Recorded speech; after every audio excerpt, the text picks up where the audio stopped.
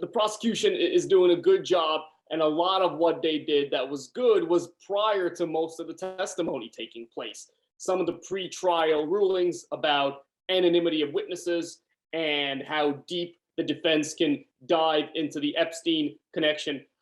They did a lot of that prior to the testimony. Once the testimony started, they did a good job in establishing, number one, a connection between Epstein and Maxwell, right?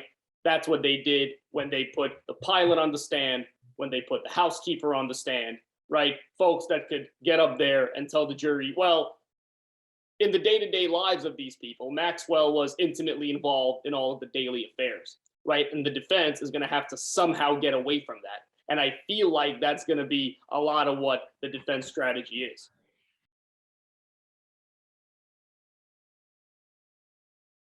They presented a witness list of 35 people, right? And that witness list does nothing other than indicate to the court that we may potentially call all of these people, right? And they need to be over-inclusive in that list, because if they leave somebody off and then somebody needs to come in, then they could be precluded from introducing that witness. But I'm assuming that a lot of those witnesses will testify to the fact that there was some distance between Epstein and Maxwell, right? That she wasn't aware fully of everything that was going on, whatever that may or may not have been.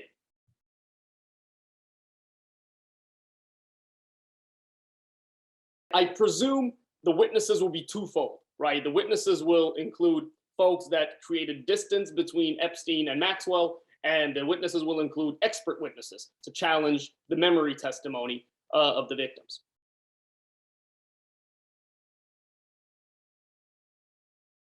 They did it in Weinstein, they did it in Cosby, in the Me Too era, right? At the Time's Up era, as they say, right? You have prosecutions that date back 20, 25 years, right? And certainly any defense lawyer worth his or her salt will cross-examine a witness by saying, well, look, this happened all these years ago. You're dealing with high-profile people, people that have been in the media, right? You have consultants and lawyers and publicists and other people in your circle, and it's possible that your memory was now formed as a result of those things. Now, those defenses don't seem to fly very well at this juncture, but you never know. You never know. That will be a line of defense.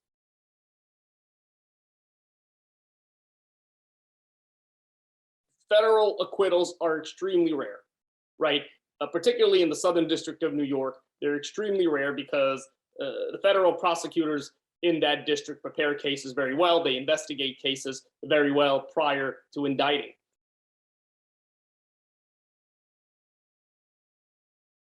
I don't expect her to take the stand. Statistically, very few defendants take the stand. I don't anticipate she'll be an exception, because if she takes the stand and there's even a scintilla of indication that she's lying, or she's misstating something, or she's misremembering, or she's trying to mislead, right, then she's toast. So I don't know that her defense lawyers will put that on the stand.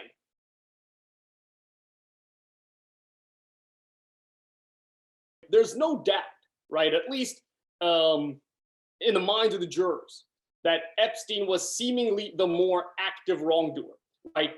Maxwell was the passive wrongdoer, not absolving her of criminal exposure, but less active than Epstein, right? And so the more photos you can show, the more testimony you can bring forth to show that they were closely connected. And again, that's why the pilot's testifying, that's why the housekeeper's testifying, right? You need to show that these people were connected in mind, right? And that's why criminal exposure here is going to be so vast.